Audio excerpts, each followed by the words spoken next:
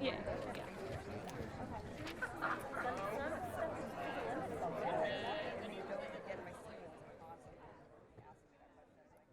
Okay, I think we're all set, right? We got the thumbs up. Okay, my name is Beth Ames. I am lucky enough to get to work with Michelle on the University of Michigan's GTAC, or Genomic Therapies Action Committee. That's, I think, what the A stands for.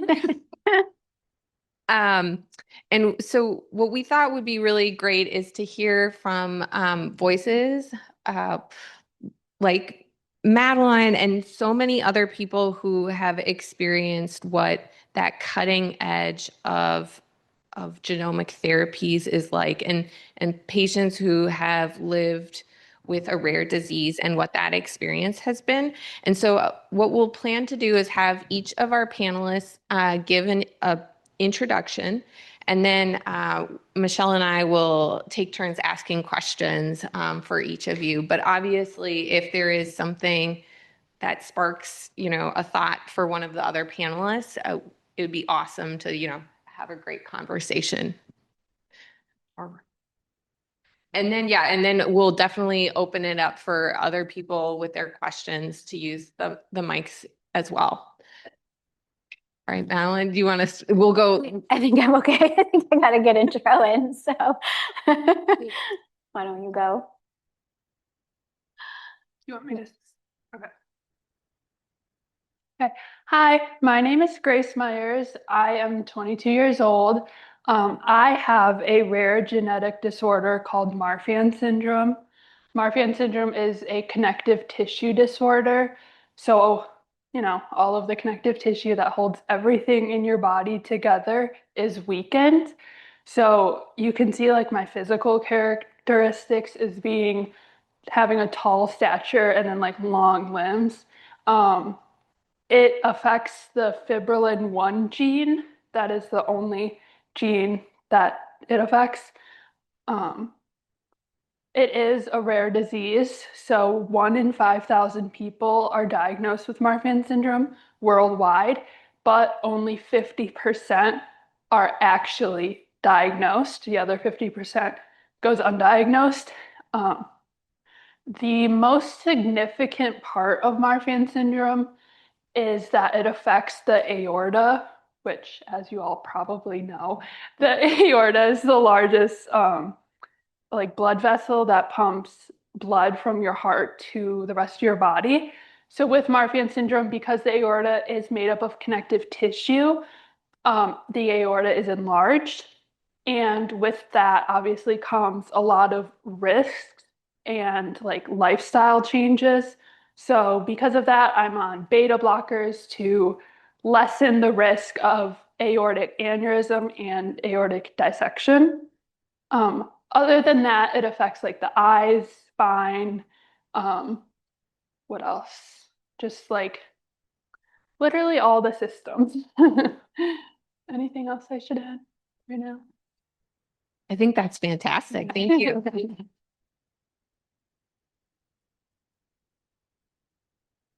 Well, hi, everyone. I'm Victoria Gray, first person in the world to undergo a CRISPR gene therapy for the treatment of sickle cell disease. Sickle cell is a genetic disorder of the hemoglobin that causes the red blood cells to be misshapen, and they get stuck in your vessels and cause severe pain, organ failure, and you're at high risk for infections. We're in the rare disease community, but there are millions of people worldwide with sickle cell disease. Oh, well, I thought it was just introductions. Hi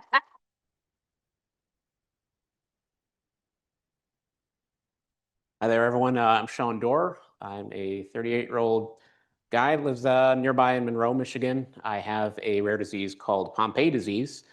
It's a multi-system disease. I basically have 2 gene mutations, one from each parent, on the GAA gene, which expresses acid maltase. Essentially, I do not produce enough due to the 2 mutations that produce acid alpha glucosidase, and generally affects all the long, smooth muscles. Research is starting to show, though, what system does it not affect in the body rather than what does it affect. But you'll probably notice I'm struggling to breathe a little bit just by talking. Obviously, the diaphragm's a muscle, long, smooth muscle, so it's one of the things that affects me. But you probably see me walking, I probably look normal. But definitely affects me in many ways. I'm on enzyme replacement therapy. I'm strapped to an IV every 2 weeks. I've been diagnosed for just over 8 years, and one of the problems we have with the therapy now is that you tend to plateau after approximately 8 to 10 years. I think I'm kind of getting to that point now. Luckily, there are probably about a half dozen companies that are clinical trials now for not only enzyme replacement therapy, but now we're getting into substrate reduction therapy. So that way, the glycogen in my body that I can't break down is being basically not synthesized in the body. But there is also, maybe I don't know how to pronounce it since I don't have all the fancy medical background. Is it siRNA or siRNA? There's a therapy for that also to do the same thing. And of course, the gene therapy as well. So the future's not horrible. I'm hopeful for it. But I'm on the Michigan Rare Disease Advisory Council, and it's great to be back. I was here last year as well. So it's an honor to be here, and hopefully you guys get enjoyment just how I am getting enjoyment talking to you guys. So, thank you.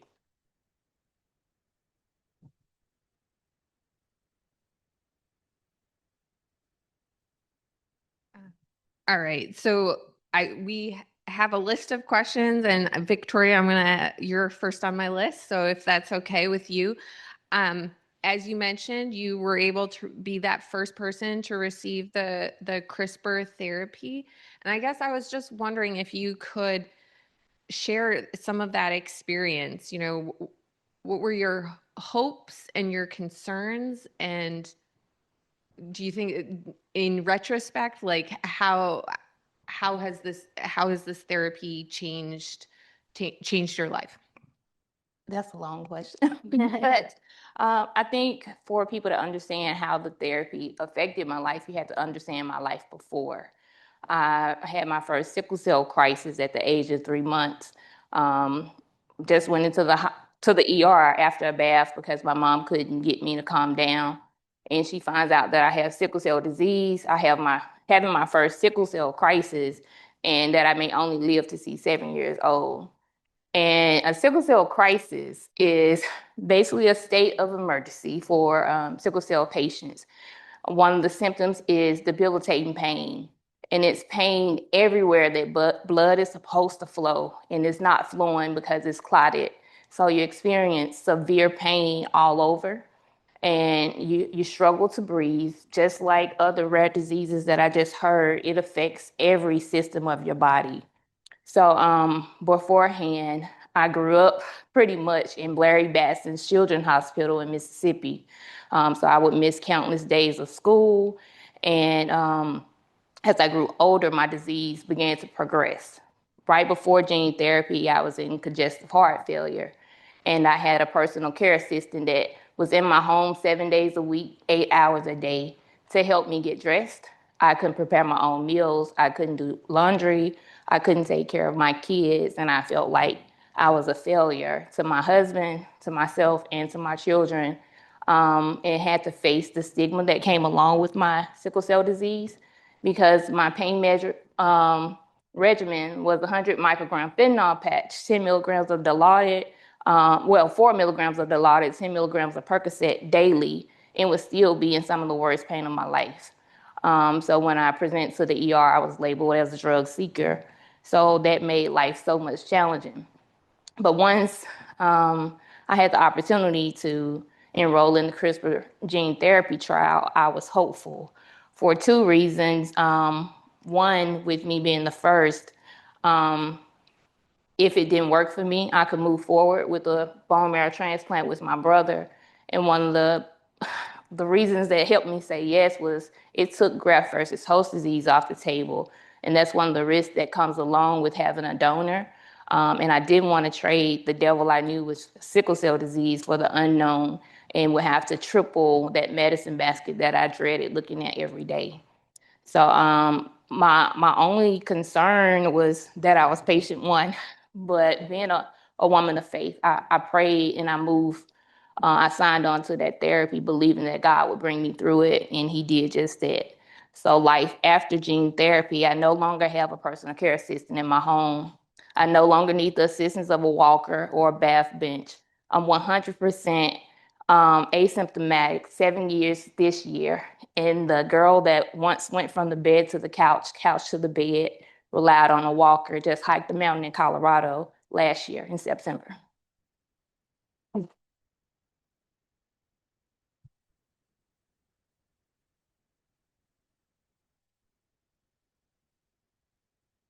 So did that answer your question?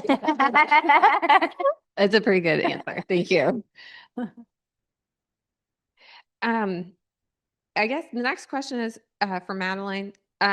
What educational efforts have been the most helpful or maybe the most missing for your journey as you were trying to learn, everything about Margot? Like, were there things where you're like, oh, I just need to know this one thing? What was trying to learn everything all at once like? Yeah, I mean, I think it's hard with a rare disease because, you see these great clinicians, but they only see like a handful of patients with like what you have. And so they don't know kind of the specifics associated with that. And, they're really qualified, but like and then, a lot of these diseases, like say, affect many organ types. And so your primary person, who for us was our neurologist, like is not going to be an expert in all these other things. And so then you have to start seeing like 12 different clinicians for all these specialties, and they all have their own priorities and their own things. And I think a lot of it is just like, these are rare, so there's not that much information. So it's like hard for them to really know. A lot of patients like really want like a prognosis, and it's hard for them to like give that to you right away. And in some ways, I look back and I'm like, well, if the day she got diagnosed, someone had told me like, this is how severe everything's going to be, like, would I wanted that? And even back to your question, also like, would I wanted to know her diagnosis the day she was born, or have these 3 months of like bliss? Like, no, I wouldn't want it from the day, if there's nothing I could do about it. So yeah, so I think it takes time to get all that, like process all of that. But yeah, I think there's just a lot of unknown. And I think even as a scientist, I expected the clinicians to know more. And I was just so shocked that there's still so much they don't know. And that there's, that it's still, for neurology at least, just like trial and error. You try seizure med, you see if it works. Doesn't work, you get on another one. Doesn't work, you get on another one. There's like, that's it. So, I think there's just such a lack of knowledge, but I think from the patient side, that can be so frustrating to realize that no one really does know. And actually, like, the best resource ends up being other patients who are dealing with that. And for me, like finding, other parents in like Facebook groups with many rare disease have, and hearing about their experience, and people who shared their story on social media, which then made me share our story, like, that's where I learned a lot. And then I would come back to like, anytime they would propose something for Margot procedure, I'd like go to my Instagram account and be like, who has had this before? And tell me your experience. Like, I've heard what the clinician has to say, but like, can you give me real life experience on what this was? And that was way more valuable. So I think it's just hard to realize that there's still so much we don't know. And I think, it's hard to convey that to the patients in a way that's not like scary. Like, why do these clinicians not know about my disease? And so yeah, I think it leaves the patients having to do a lot on their own. But I also think educating yourself and knowing and taking control of your diagnosis and your, can really be helpful, can be empowering in terms of like feeling like you have a say somewhat in it, even if a lot of it you don't.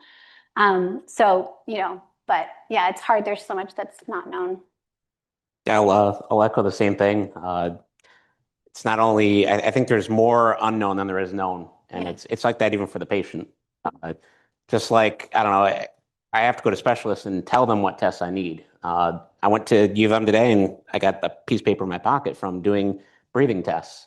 And I went to U of M from another hospital because I signed up for a breathing test and they completely sent me to a location that doesn't do it and didn't even put the muscle forces that I need tested. So I came here and they still left off a test. So, you have to know what you need as a patient, because if you don't, lots of times the specialists have no idea. And it's really collaboration. My geneticist himself basically asks me how I'm feeling. He doesn't tell me how I'm supposed to feel. He doesn't have any idea, but he's still learning the disease with me, and it's kind of a collaboration. Awesome. All right. This question is for Grace, and I'm curious about what support systems have been most impactful for you, and how, if there's ever, a therapy that's developed for Marfan syndrome, how researchers, clinicians could engage maybe those support networks is in addition to the patients themselves. So for me, the biggest support system has been nonprofit organizations. There's one it's called the Marfan Foundation, and I've been involved in that since I was diagnosed with Marfan syndrome at the age of 4. So those like nonprofit organizations, they center around research and also community. So for me, the community part has been like a large part of what has helped me. As you all were saying, you kind of have to know yourself, and you have to like go and present to the physicians like what you maybe like. If, for example, I would like ask my friends like on those like Facebook groups and like at that organization, about things that I'm dealing with and like how it could possibly be solved. And then I go and like present that to my doctors and we have a conversation. And especially as I've gotten older and almost fully transitioned from pediatrics to adult, which is its own thing. Being my own advocate and knowing myself is really, really important, especially because, like they were saying, it's a rare disease. These like doctors maybe only see a handful of people. And so that like these nonprofit organizations and like community groups, they all just kind of like support each other and also look into that research and different treatment options.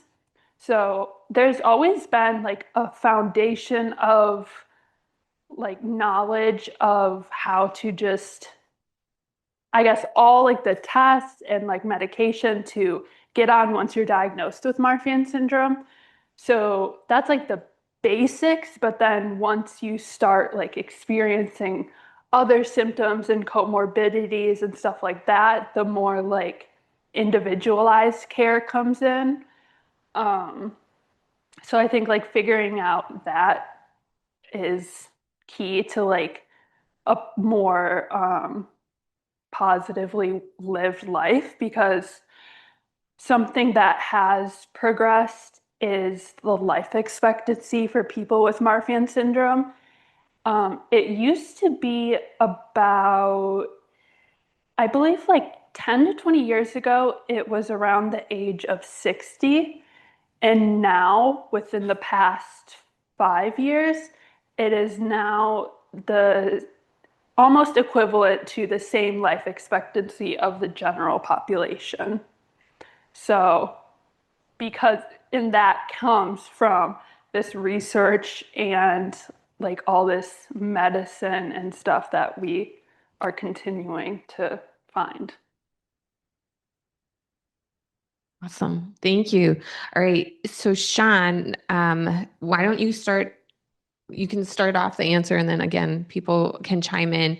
But in terms of, I know you from the RDAC as a person who advocates for rare diseases. And I'm curious about how, that's one way that you can influence what researchers prioritize, or maybe what, the sort of politicians at the state or federal level consider important. But is there other ways that you've found to advocate for rare diseases? Yeah, so it's very important to be your own advocate. I think it all comes, at least for me, as ownership of, I have this disease, and what I choose to do with it is I can be depressed and say, why me? Or I can, say, well, what can I do to change the trajectory with this disease? So I've kind of went on every angle I can to try and make a difference. I was, proud to be on the inaugural RDAC for the state. I think it's, pretty amazing we have that, but there's other ways to go about it as well. There's a couple nonprofit organizations that actually hold events every year. If you've heard of Rare Disease Day, that's kind of a thing you'll see across the whole country, the whole world. It's Show Your Stripes. 1 in 10 people are affected. Getting that visibility. But there's an organization called NORD. They hold every year at the U.S. Capitol. There's a whole rare disease week, and they set up meetings so you can meet with your politicians and, have these asks to say, hey, like, I think the one year I did it was the Newborn Screening Saves Lives Act. And Pompe disease, we're fortunate now. If I was born in the state of Michigan, a couple of years ago, I would have known at birth that I had this disease. I wasn't diagnosed till I was 28. But now 49 out of 50 states screen for it. Timely diagnosis and timely treatment is huge, really for anything. So advocating things like that. On the state level, there's Every Life Foundation, where again, they set up meetings with our legislators to push those legislations for rare diseases. We did this past year epilepsy training for the country, the pact for the out-of-state physicians to be able to practice in Michigan, and so on and so forth. But you can do anything from grassroots to writing letters, sending emails. You have a voice, you have to use it, is what I always say. If there's someone to listen, then I'm certainly can talk. So, you just got to push for yourself and advocate for yourself. Yeah, for me, I'll answer that question. I found it hard advocating for myself because I dealt with a disease that was pretty much invisible. And when you have a pain disorder, you find it very hard. And for me, trying to be my own advocate was difficult and yet scary because I didn't have a caregiver in the hospital with me at all times, especially once I became an adult. My husband is in the military, so he would be deployed a year at a time. And I would have to go into the hospital by myself. And because of some of the things that I experienced with nurses giving me medicine that I wasn't prescribed to sedate me and not have to deal with me, it made advocating for myself scary. But now, since I'm out of the game when it comes to having to go to the ER and deal with illness, it's so much easier for me to advocate for others. And I do that by sharing my authentic story. A lot of people don't understand what people with sickle cell have to deal with on a daily basis, or even know what we deal with when we go in for treatment. It's not as easy. We face so much stigma, and it's also attached to our race and who the disease affects. So it's so much harder to advocate for yourself. So community is important, and to have someone, whether it be a family member, a friend, a church member, that could be there with you and advocate and be your voice when you know your pain medicine regimen and what works for you, to have someone else say that. And I noticed the difference in how I got treated when I was alone and when I had someone there. It was night and day, enough to make me angry, but I couldn't be that angry Black woman, so now I advocate. I travel year round. I left my regular job, and I'm a full-time patient advocate, and I travel and I sit in every room. I've been to Capitol Hill, and I share my authentic story because it's not just mine. It's the story of millions of warriors every day in the battle that they have to face. I tell the story of the young lady that gets kicked out of the ER because they didn't believe her pain was real, and her mom finds her the next day deceased at her home. So we have to share authentic stories, even though it's hard and uncomfortable, but we have to face the truth if we want things to change. I advocate in every room that I go in because, yes, I benefited from CRISPR gene therapy. It transformed my life. If I had to do it again, I would make the same decision. But now the treatment is $2.1 million. I could not afford that even today. And I have family members who live with sickle cell disease, see the hope in me but can't obtain it. So it hurts to have a treatment right in front of your face, but it still be out of reach. It's finally a treatment that I prayed for as a little girl, not to just calm the pain for 4 minutes or keep me out of the hospital for 2 weeks at a time, but one that takes me out of the system altogether. And I finally feel normal to the point where when I first felt normal, I thought I was dead because it was a relief that I thought I would only see in death. So I use my voice, my story, my entire journey to advocate for others in every room that I have the opportunity in, whether it's my church, in my community, on Capitol Hill, here at Michigan University, at Harvard, everywhere that I've been, even in Italy, and at the first International Summit on Human Genome Editing, to talk about the importance of these therapies, the importance of investing in research. And it's about changing a person's quality of life over $1.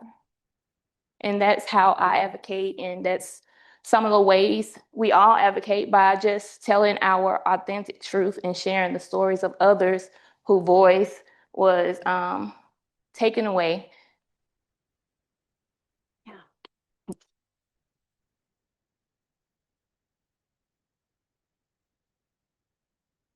Yeah, and I think it's so important to break down these barriers between like scientists and the patients too, because I think you know, there's not as many. I mean, it's great to have this panel here at like this very basic science, you know, retreat. I commend you organizers for doing this. And I think we need more of it, you know, where, you know, there are more opportunities for, you know, us as basic scientists to interact with like people who have the disease that you're studying, or, you know, just to hear more about the experience, and that can help shape your research too. And I know, you know, many of our of the rare disease groups now, you know, organize conferences with patients and clinicians and scientists.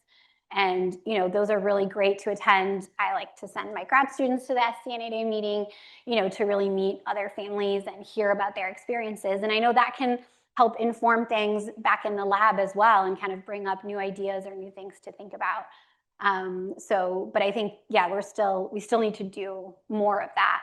I think especially, yeah, because the clinicians, obviously they see the patients, but the scientists, like we don't as much, and we need kind of more opportunities to do that. Like we brought Margot to the epilepsy Gordon conference.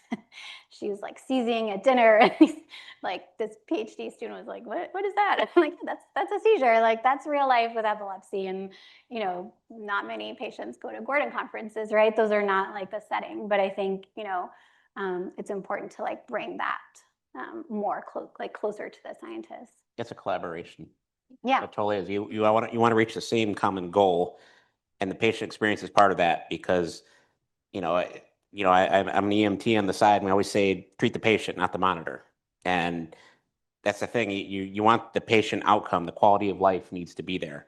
And yeah, everyone needs to have a seat at the table, and everyone needs to get there to that common goal together. So I definitely agree with that.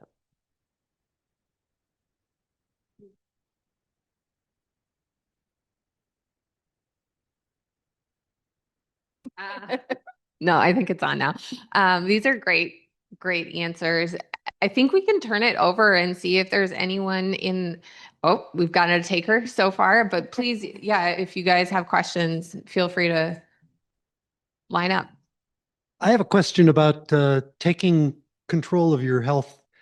So I have a Apple Watch and a blood pressure monitor at home. So I know that when I go to the doctor, my heart rate goes up and so does my blood pressure. So I was just wondering if you monitor things at home, and if so, do you see things, or do you report that to your doctor? And do you see things that other people, you know, that's out of the norm just from home monitoring? I mean, I could jump on that really quickly. I think that's an interesting question. I'm actually on a task force for a pharmaceutical company. We call it the Urine the Life. because so much gets missed in that in between time of going to your doctor once a year. And to be honest, I'm sure a lot of people up here could agree, you live with it day to day. So you might not notice little changes. You might not even notice every day that you go through something because it's just normal to you. And I definitely experienced that. And I'm hoping that this initiative helps because, yeah, when I go to my doctor every once a year, I don't just go, okay, 3 months ago I felt like this, or I went through this, and 2 months ago I went through this. It's literally I just go, I'm doing great. But then, day to day, I'm like, wow, I struggled to do this, that it didn't take this much effort before, but it's a fleeting thought and it's gone. And I do a 6-minute walk test, which I think is a useless metric. That's something I always talk about in our circles. But, I do a 6-minute walk test, which if I got enough sleep, maybe I'll do better than I did last year. If I didn't sleep well, and who knows? It's like things like that. So you have quantitative measurements, but, I think everyone I think would agree up here is the qualitative measurements are missing. You might get a packet of Likert scales to say, on a scale of 1 to 10, how easy is it for you to vacuum the house? And it's like, that's really kind of odd. I don't look at myself and with this disease as vacuuming every day, and if it's hard. But yeah, so there's little things that are missed. So I try my best to remember to tell my doctor, I remember it's harder to do this, but to be honest, it gets glossed over. So I think it's an unmet need. And yeah, maybe I should be writing a diary every day, but who wants to do that? So. Yeah. Oh, I'll also answer that. So for me personally, I have learned, especially like I said, once I kind of was taking over my own care, I learned that if you're not reporting like symptoms or anything, and you're expecting like change to happen, or like you're expecting like you want to like feel better and get better, um, then like nothing's gonna change or happen if you don't like report the negative like symptoms occurring. So for me, even though like identifying those, like you're saying, like the blood pressure monitor, the heart rate, I do have that, but it's not like a daily thing that I check. It's just kind of like subconscious, like, oh, my heart rate is like higher today, or these symptoms like feel different. And then just basically like I track like lifestyle wise, like, um, is this impacting my work, my social life, stuff like that. And then I go and I present all of that to my doctors and I say, because they'll say, how are you? How have you been? And you're like, oh, like, just some symptoms here and there. And they're like, okay, see you in a year. And then you leave and you're like, oh, wait, I didn't get anything out of that. Um, so I've learned like, oh, if I want like to change or like to feel better, then I need to like go voice that. Um, on the other side, it also brings like, for me personally, it brings like anxiety, just like constantly being in my body and like identifying all of these symptoms throughout all the systems of my body. Um, so it is a balance between like identifying those systems, but then, or identifying those symptoms, but then also like still not letting it consume me. Because then if it consumes me, then the mental health part comes in, and that's just not a way to live for me personally. So it's definitely a balance, but I mean, yeah, you just got to be honest. You choose. I think if we alternate, let's do the science. I will have an advocacy question for Madeleine at the end of my talking. What I took from your talk was two things. First, the ability of basic scientists to ask clinically relevant questions and set up solutions to resolve them.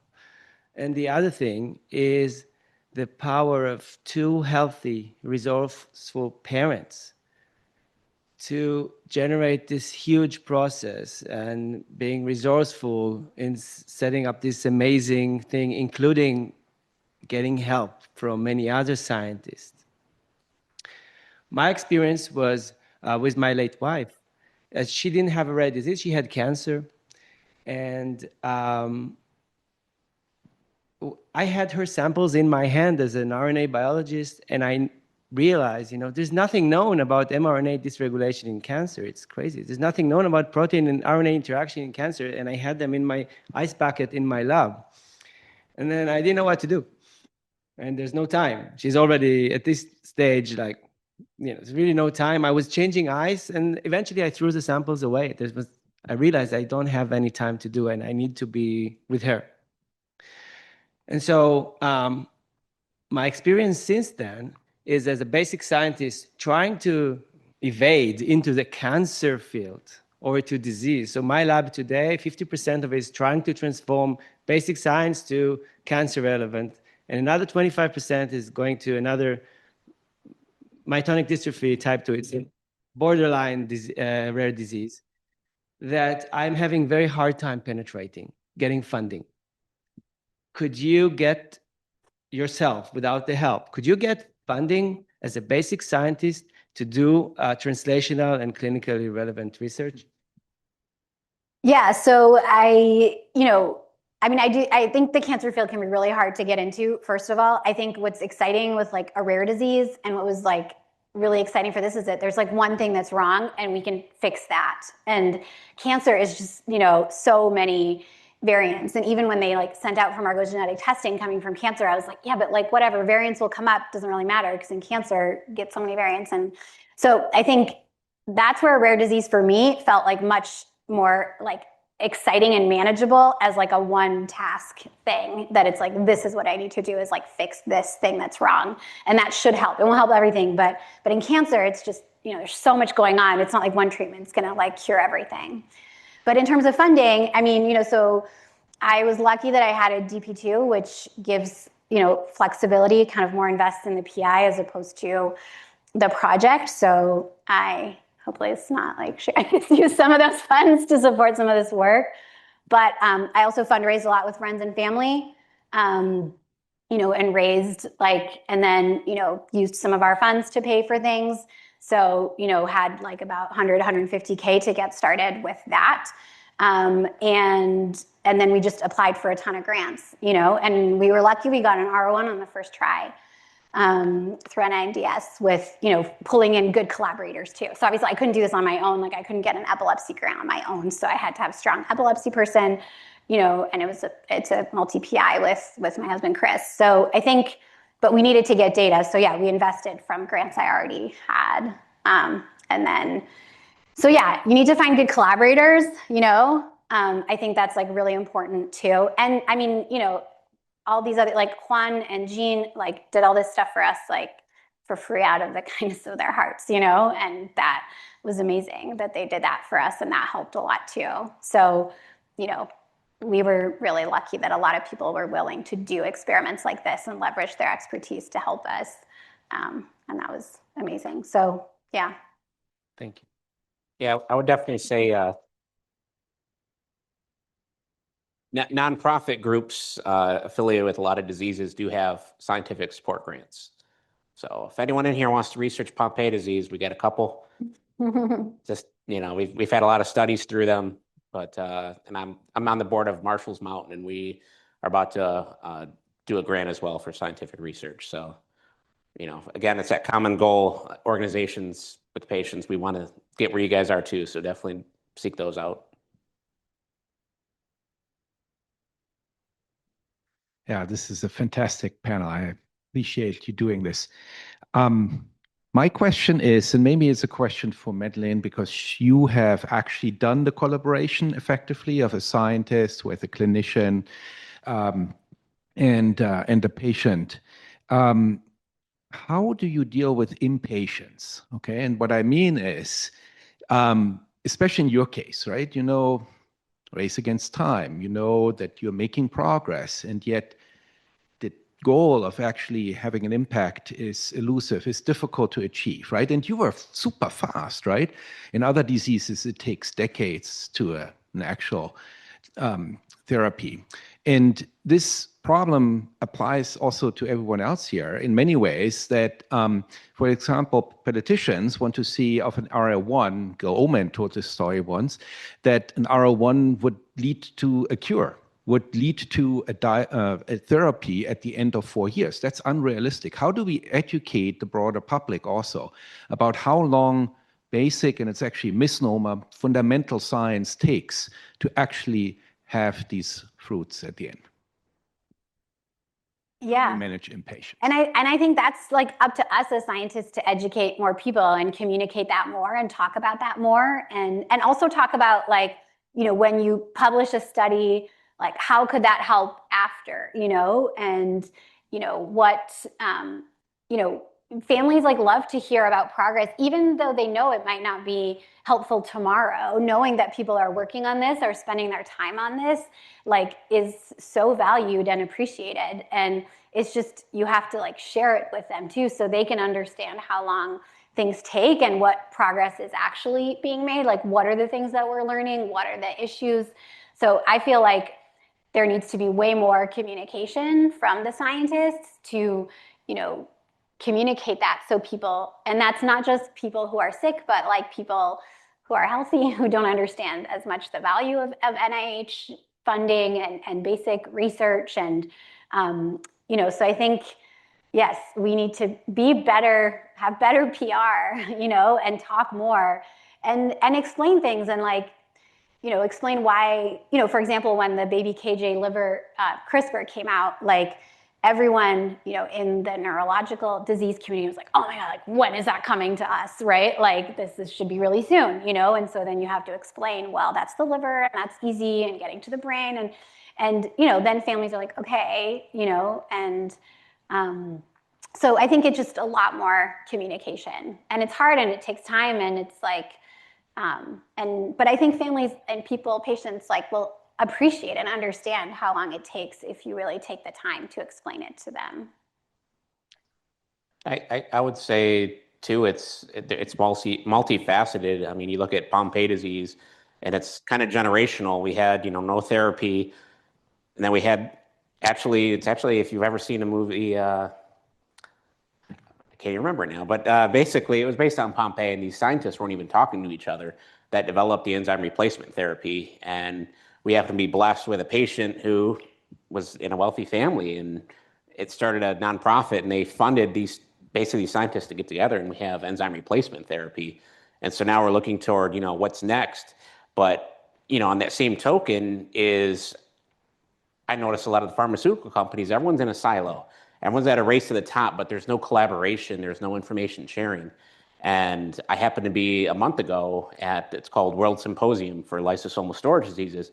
And we all kind of got into this room together that was put on by a patient, and all these different pharma companies are there. And I happen to just, as I said, I walk up and see these two nerds talking. I'm like, I just want to hear hear what you guys are saying. And it was this young scientist who had no idea that I think the enzyme wasn't stable in a certain pH environment. And the scientist who was there next to him is like, this should be common knowledge. You shouldn't have to reinvent the wheel to find this stuff out. And so I think obviously the solution is a hard one to get to, but, you know, collaboration is huge in getting things faster, getting things more accurate. And it's a hard thing to get to, but then even on the level of data sharing is we have a Pompe patient registry, and it's owned by a huge pharmaceutical company that doesn't want to loan out any information. And so we as a patient collaborative, we want to own that information so we can advance our lives and our quality of life.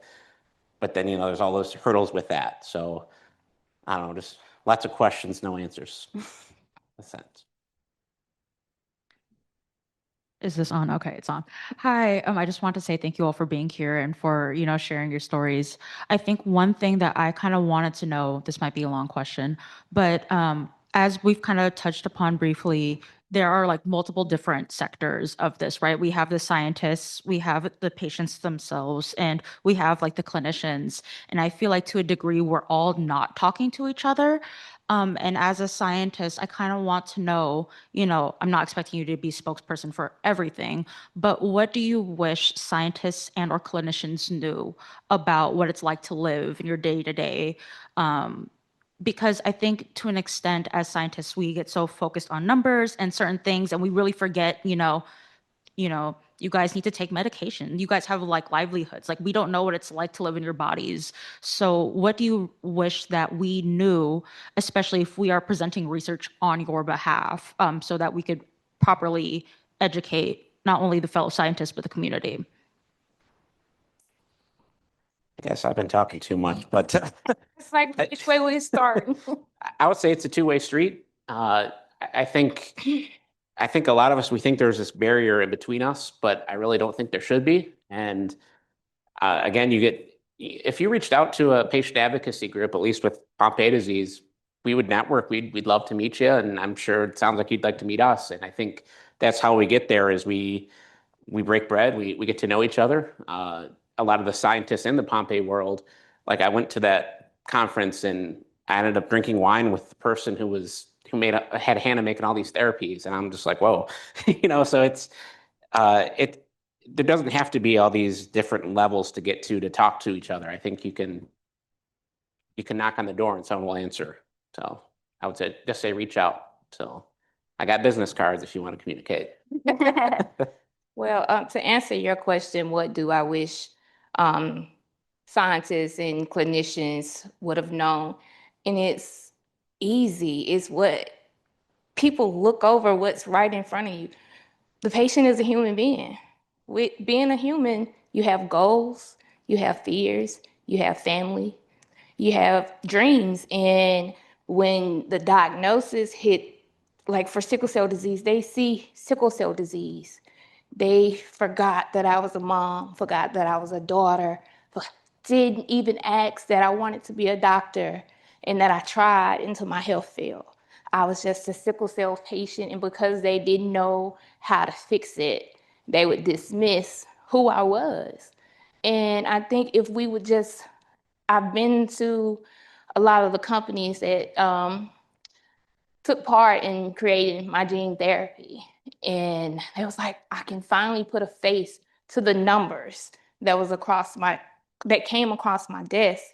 And you're human. I can't believe you're here, you're touchable. And I think we get lost in the zeros, the dashes, and forget that it's a human life attached to that. And if we focus on that this is a person, you have the science, you know what the disease caused. So if you would just take that moment, if this was my child, if this was me, my daughter, my sister, my best friend, and all of these things was happening to her, to him, what would I want to do? So that's all it takes. I think we remove that. And I think we try to do it as a defense mechanism to protect our own mental health. When it comes to research and when clinicians have to deal with patients that they might lose, they try to detach mentally, but and just look at it as a disease. But we're human, and we come with everything that every human comes with: the joys, the highs, the lows, the pain, the fears, dreaming, wanting to be something more, wanting to add to. So I think if we would just step back and look at what's in front of us, things would be different.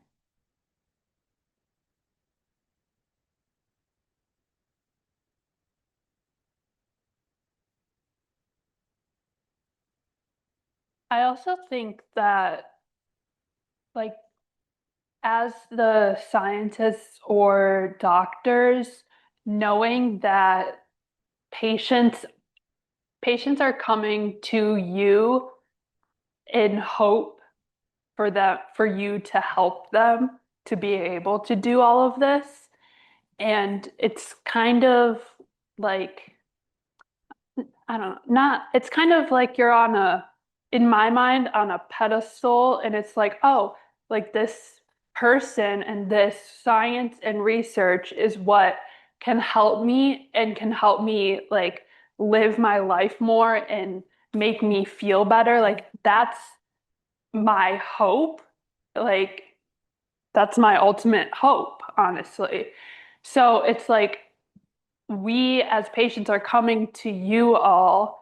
And so I think just, yeah, just like obviously doing your job to the best and like what you can, and just providing like all the knowledge and all like the research of like what you know, just laying it out and just providing and giving that like hope in what your area, like what area like you can control, I guess. And then just knowing like for you as like the scientist, like, oh, I'm helping like this person or these people like live their life better, basically. And I'll say, I think what my message would be is like, it's okay if you're not working on something that's not translational. Like basic fundamental research matters so much. I think it's so important to, if you want to work on a disease and if it's relevant to a disease, great. If you're working on something more basic, that's really great and important too, right? Because we don't always know like how like the fact that we were able to move so fast was because of all this basic research, because Miriam had worked so much on SCN8A, even though it wasn't involved in a disease, but she studied it and studied it and studied it. And it meant that like within, 10 years of her developing it, we have a drug that's in clinical trials in phase 3 now that, doing really well and hopefully will get approved too. So it's like because of the basic research that now we're able to go so fast for many diseases. So my message is also that the basic research really matters too. It's not doesn't all have to be translational. Thank you. All right. Well, you guys have given such amazing answers. They've been so thoughtful, and grateful for your time and your insights. I think if we can give them all of our panelists a round of applause.